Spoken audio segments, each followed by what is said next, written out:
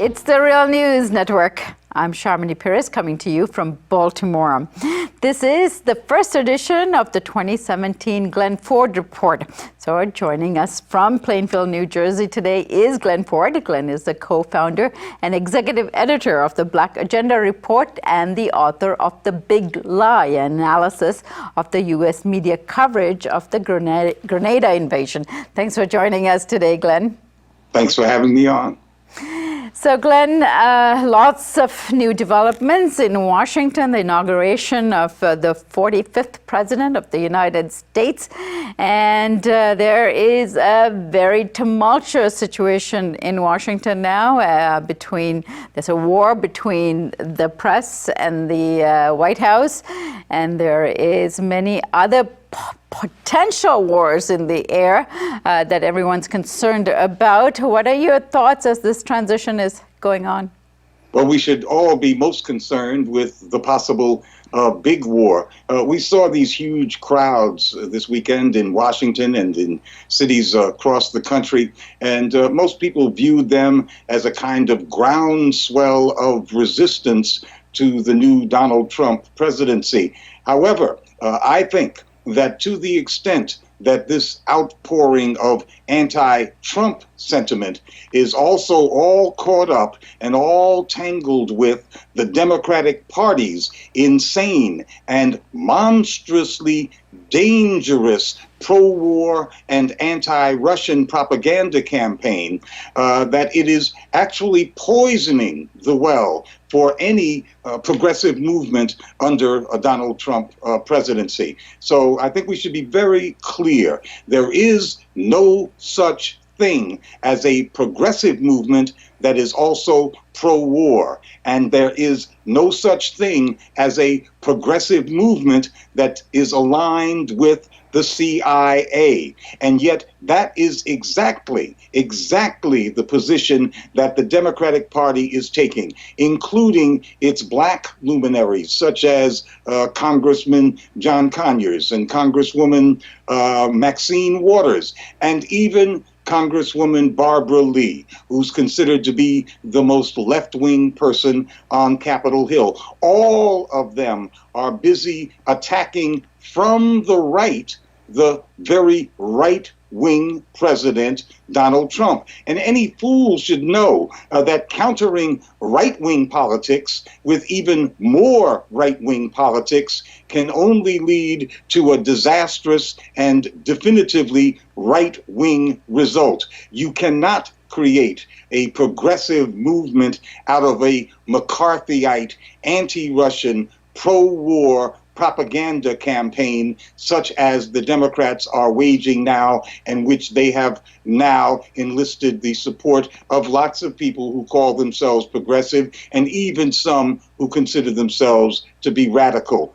Any movement that takes its cues from the CIA is a danger not only to world peace, but it is a danger to itself. It's a danger to the very civil liberties that a progressive movement claims that it's trying to defend from the likes of Donald Trump. And frankly, it's just plain stupid. And it's stupid in a very peculiar and very American imperial kind of way.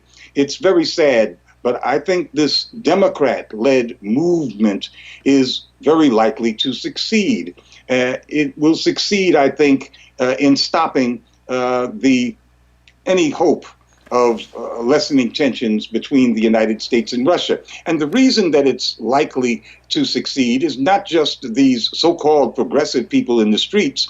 The more important reason is that the Democrats have lots of Republicans in Congress who are basically on their side. That is, there are plenty of warmongers on the Republican side of the aisle, as well as the Democratic side of the aisle. And we'll know whether the CIA has won its battle against Donald Trump. It has declared war on his presidency, and that should be very clear. They've launched a kind of color revolution, only domestically. But we'll know if they've been successful if heads do not roll at the CIA. And I mean roll massively and publicly under Donald Trump. If the heads don't roll, that means that the CIA has won. What progressives ought to be doing is fighting for issues, the same issues that existed before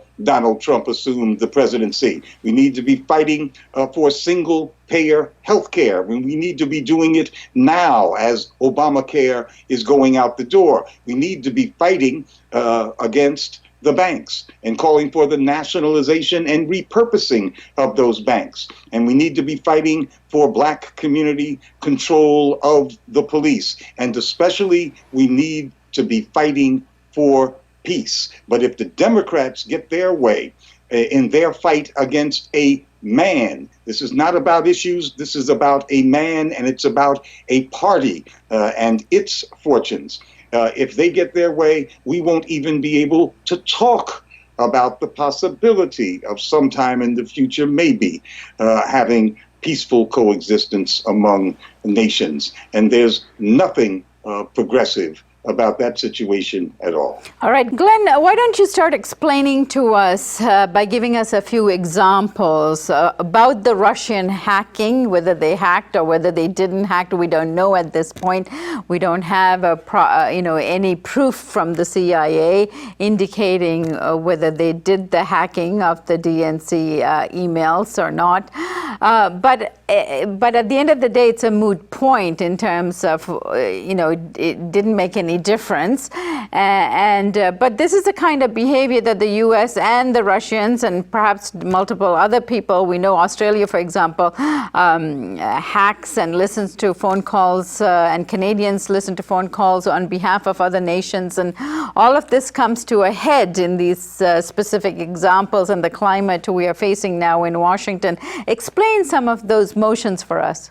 Well, yeah, that's what makes this whole discussion rather crazy in the context of what Americans already know. First of all, Julian Assange and the WikiLeaks people say quite clearly that the Russians didn't give it to them. But let's suppose that the Russians did hack John Podesta, the Democratic National Committee official. The documents that they hacked were real.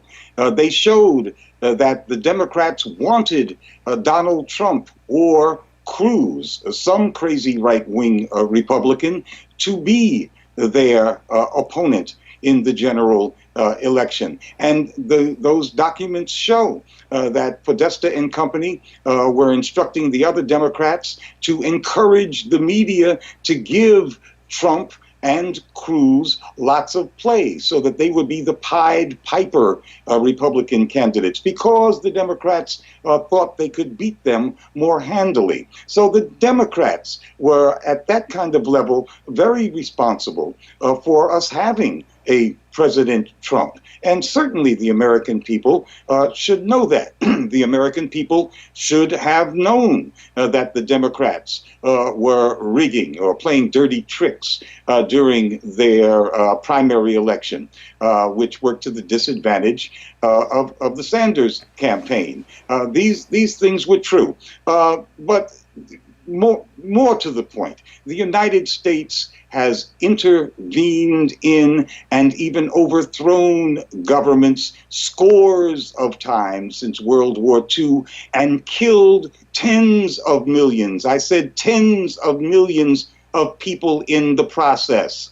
This is a country whose name should be subversion of other states or us. That's what the United States does. And the United States doesn't just subvert other countries. It spies upon its own citizens, all of them. And the CIA chief told a lie and had to apologize. I think it was the NSA chief when he lied and said that they weren't. But the United States spies on the rest of the world too, not just on the president of Brazil and the president of Germany, but on all the people of Brazil and all the people of Germany and everybody in the world who has a computer and a phone. And Americans know this. This is a matter of record. And to think that the Russians aren't also doing their best with their limited capabilities, their capabilities aren't as great as the United States, to spy doesn't make sense at all. And to think that they wouldn't use some information that they have successfully divined to their advantage, of course they would. What do you gather information for? But the hacking that they are accused of doing actually had beneficial results for the American public. That is, the American public learned the truth about things that it should have learned the truth about. Actually, the Russians should be thanked for educating the Americans. And if it had an effect on the election, that is, if Americans were more educated when they went to the voting booth because of whoever disclose this information's actions, well, that's all to the good, too. Certainly, progressives shouldn't be upset about this. They ought to be upset about the tens of millions of people that the United States has killed in the process of intervening with their ability to carry out their own political will. 500,000 in Syria alone. Right.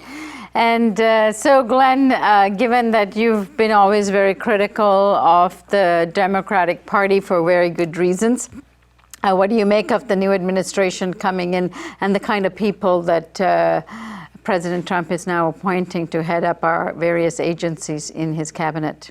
Oh, it's a real horror show. The worst of the worst and the richest of the rich worst. And the only potential saving grace, the only slither of a silver lining, or maybe a copper lining, was the idea that tensions with Russia might be lessened, because everybody on planet Earth has an interest in not being consumed in a nuclear fireball or dead in a nuclear winter. That's we all have solidarity, I would think, about that. And now we have Democrats in league with the CIA taking away even that glimmer of a silver lining by forcing Trump into a position where any gesture he might make towards Moscow will immediately be attacked as evidence of him being a traitor.